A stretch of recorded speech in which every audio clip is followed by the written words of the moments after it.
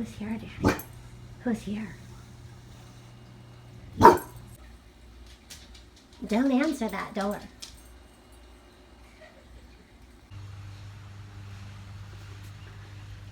Hi. We're with Pine Solutions. Can I interest you in what's good for you? We have pine needles, pine cones, a fern, a mushroom, a daisy, and a slug. All these things are good for you. Won't you let us help you?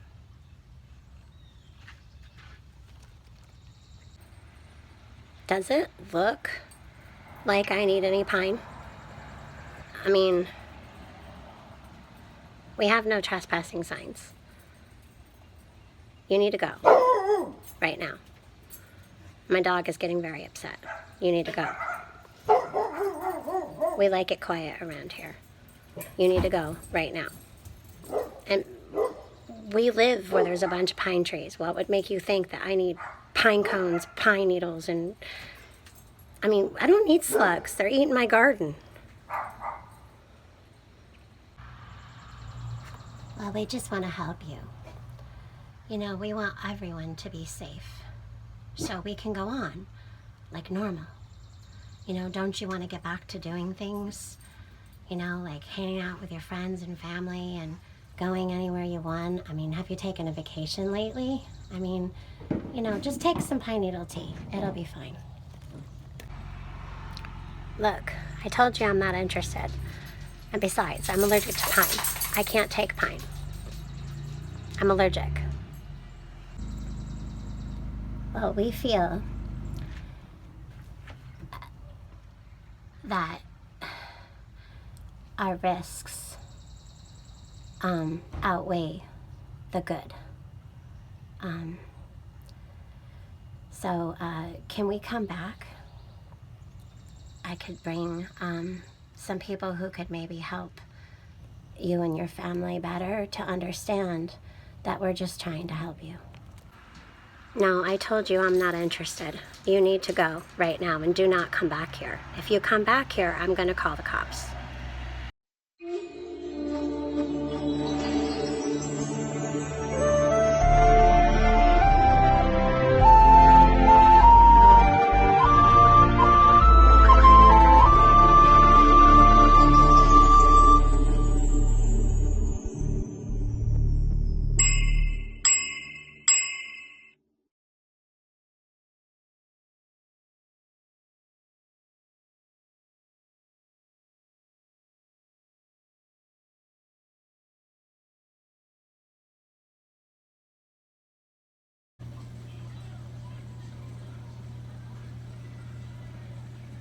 The group Anonymous recently sent out a message warning people and officials that the release of genetically modified mosquitoes may not be the best idea. Members of the group said that there's definitely advantages with modified mosquitoes.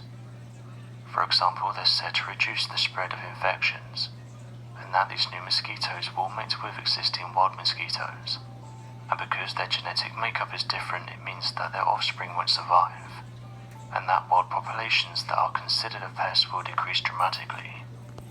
But the group also noted that these Frankenstein creatures may pose an undetected threat to not only humans, but also Mother Nature, saying that they may develop new unknown pathogens that could be harmful to humans.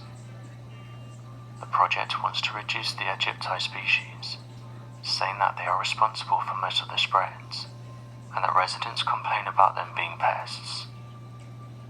On May 1st, the US Environmental Protection Agency granted an experimental use permit to Octagon, the company behind the mosquitoes, to release them into the wild.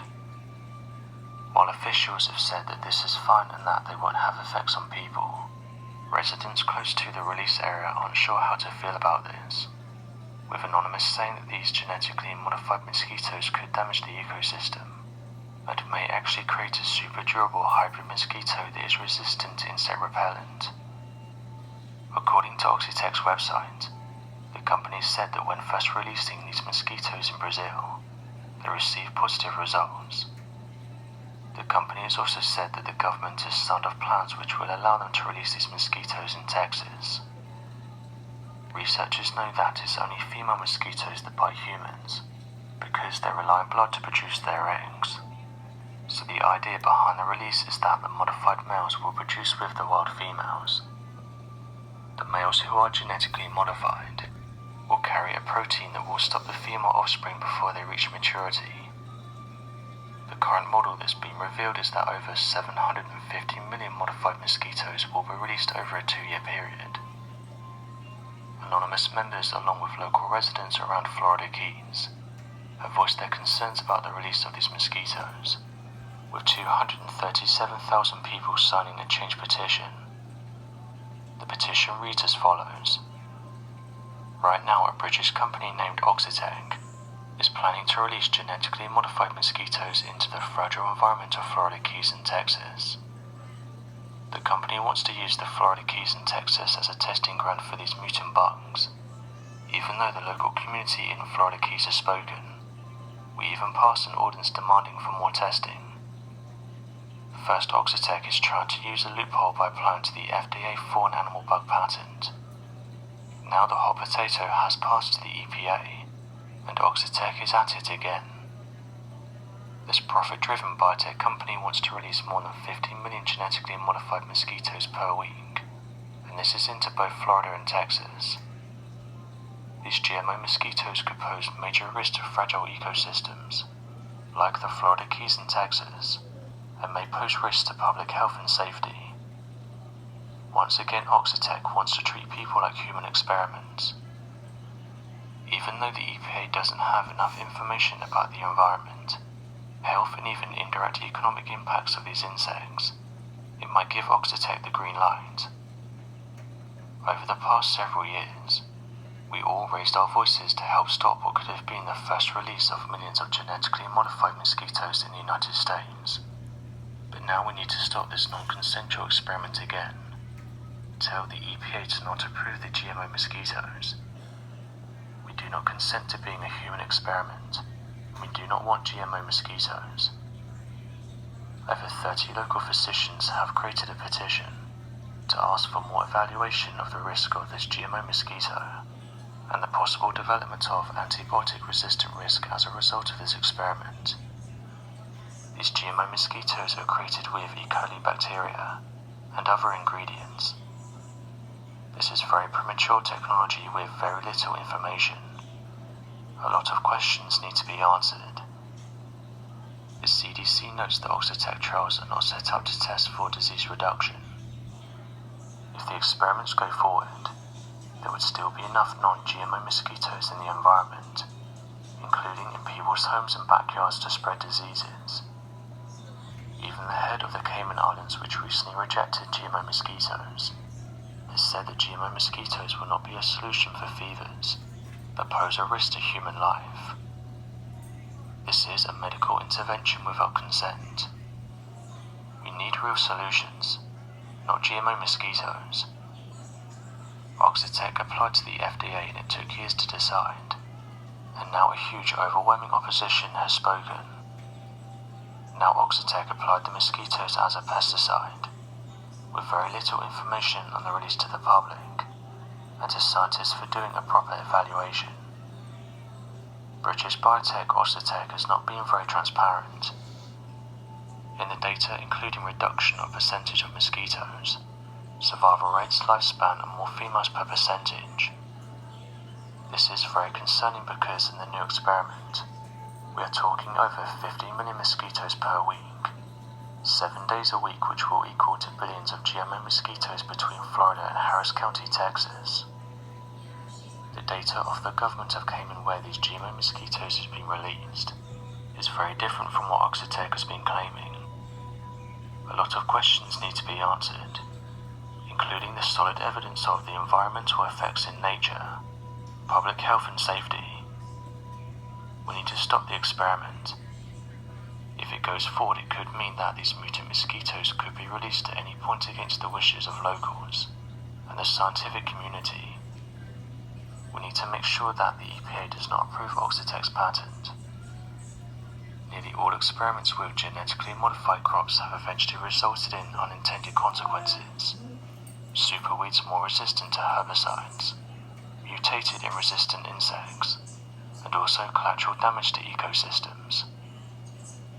A recent news story reported that the monarch butterfly population is down by half. And this is in areas where Roundup-ready GMO crops are doused with ultra-high levels of herbicides that wipe out the monarch's favourite plants. What about our native species of Florida key bats? Are there any studies being conducted to see if these mosquitoes will harm the native bat species? Why would we not expect genetically modified insects, especially those that bite humans, to have similar unintended negative consequences? So what do you make of this announcement? And do you think they should be releasing genetically modified mosquitoes into the United States? Be sure to leave your questions and answers in the comment section below.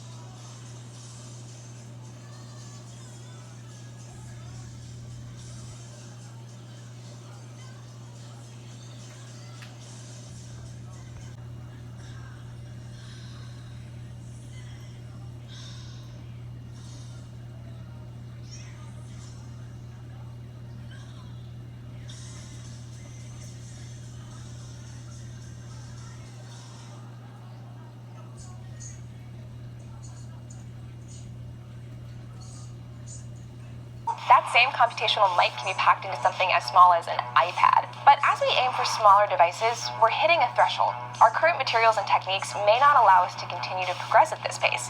And because of this, we're being pushed in new and exciting directions, like innovating the very stuff computers are made of.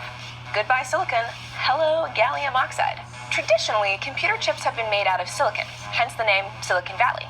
A computer chip transistor needs to be conductive because it needs to be able to pass electric current through the chip. But it also needs to be able to turn off that current easily so that it can send both messages, yes and no, 1 and 0. These kinds of materials are called semiconductors because they can either be a conductor or an insulator when needed. Silicon happens to be the most abundant semiconductor on Earth. But we've pushed silicon almost to its limit in terms of how small we can get it. We've hit the threshold of Moore's law, the idea that the number of transistors we can fit onto a computer chip doubles every year.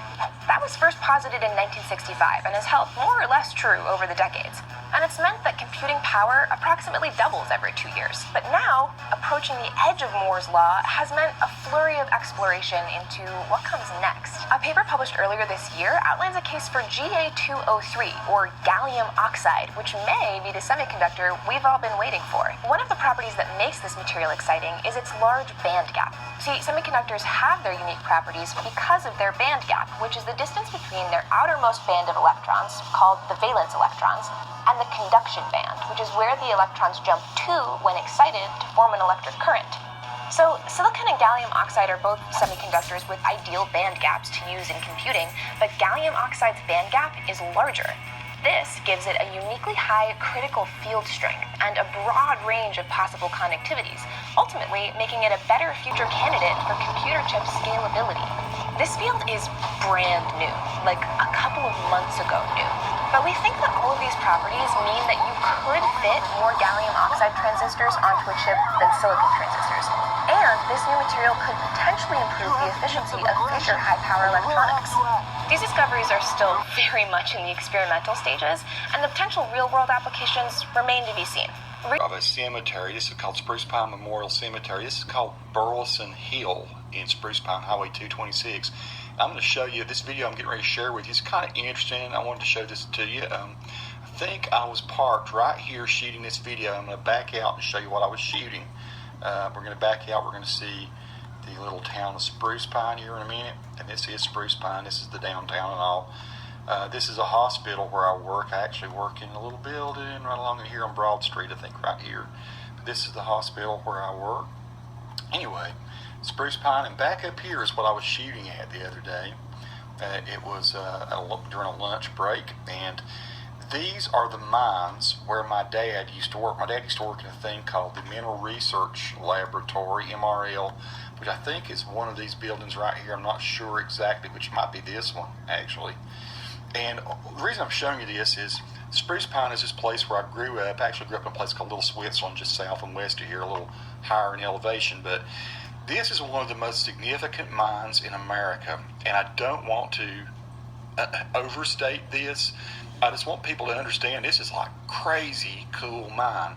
So what comes out of here? Well, it's feldspar, but also probably the highest grade quartz that is available in the United States, and these mines are extensive. When I was in college, I worked but didn't work in the mines. I worked crushing barrels where the material from here was floated off. And so what happens, all the raw materials come down out of the hills with these huge trucks, and they're brought into these places here, and there are different kinds of acids and flotation chemicals and things that are brought in here, and the raw materials are crushed super fine, and then floated off in different layers because they're treated with acids, and the acids will pick up certain layers of rock and float them off, and then other layers of rock will have maybe caustic soda or something. This is where the materials are then, the waste from all this is treated. So it's a very interesting place to me. And what I was going to say is I did go up here some when I was in college. This is back in the 80s, 1986 or 85, somewhere along in there. And these things, folks, are like 800 feet deep. They were back then. I have no idea how. I mean, I don't even remember if it was this mine that we went and looked into, my buddy and I. It just went down. It was unbelievable. This is incredible. So where does all the silica and stuff go? Well, I'm going to show you the video where I shot showing you what it looks like from the cemetery. But then, and by the way, it was super windy up there. I could barely stand. The wind was blowing so hard and it was so cold.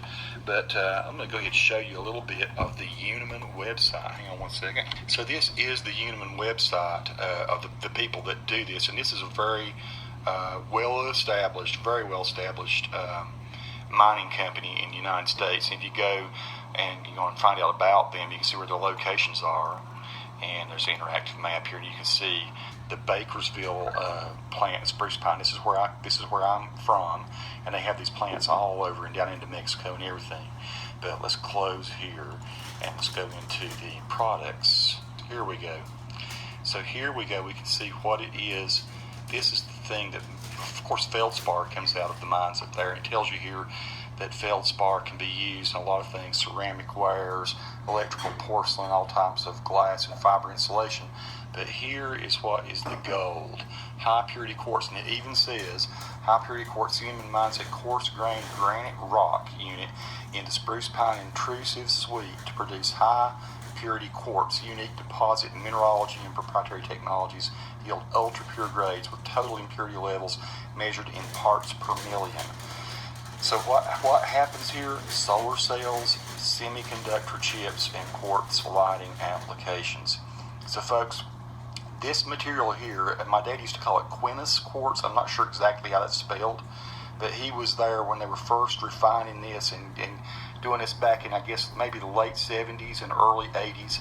And so this is what has made our semiconductor chips for computers and for fiber optics and stuff like that. This is the raw material that the whole world wants. And it's all based in this weird hole in the middle of Spruce Pine in the Appalachian Mountains of North Carolina. So there are other places that this takes place, but the video I'm going to show you is that. This, I think, is Chalk Mountain here. Maybe I'm...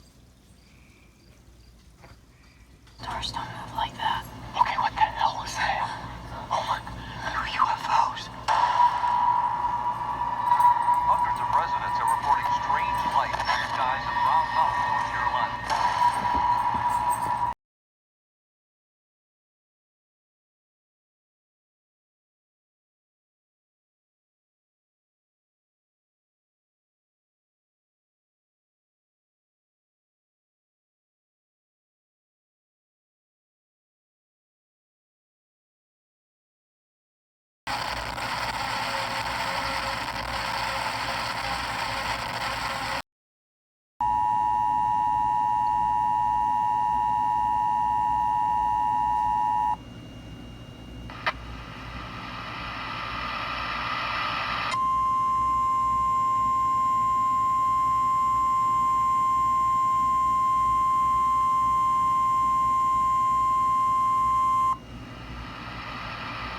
following message has been transmitted at the request of the Florida Department of Health. Starting today at 2 a.m. Eastern Standard Time, a currently unknown contagion has been discovered to be spreading throughout the city of Orlando and most major suburban areas of Orlando. This infection is believed to be a bloodborne infection that travels through the exchange of bodily fluids.